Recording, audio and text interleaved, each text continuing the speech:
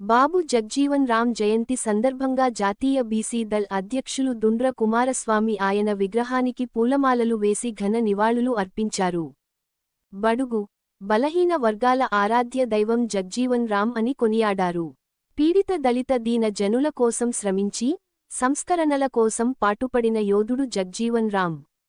ఆయన జీవితాన్ని నేటి యువత ఆదర్శంగా తీసుకోవాల్సిన అవసరం ఎంతైనా ఉందని దుండ్ర కుమారస్వామి పిలుపునిచ్చారు.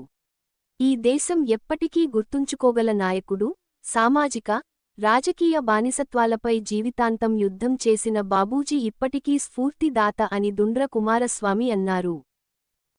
ఈరోజు బాబు జగ్జీవన్ రామ్ జయంతి సందర్భంగా ఈరోజు గ్రామాలలో, మండలాలలో, జిల్లాలలో, రాష్ట్రాలలో, దేశంలో ఆయన యొక్క జయంతిని అంగరంగ వైభవంతో జరుపుకోవాలని, ఆయనను మనం గుర్తు చేసుకోవాల్సిన సందర్భము, ఆయన యేసును గుర్తు చేసుకోవాల్సిన సందర్భం అని తెలియజేస్తున్నాను.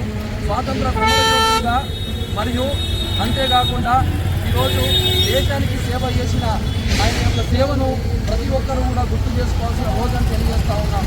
ఆయనే అణగారిన వర్గాలకు, బడుగు బలహీన వర్గాలకు, దళితులకు, పేదలకు హక్కుల కోసం కొట్లాడిన గొప్ప నాయకుడు అని తెలియజేస్తా ఉన్నాము. అంతేకాకుండా బడుగు బలహీన వర్గాలు, పేదల కోసము, మహిళల కోసము, కార్మికుల కోసము, వారి అభ్యున్నతి కోసము జీవితాంతం పోరాడిన వ్యక్తి అని, మరియు 50 సంవత్సరాలు కంటిన్యూగా పార్లమెంటు మెంబర్గా ఉండి ప్రపంచ రికార్డును చేసిన వ్యక్తి. ఆయన సేవను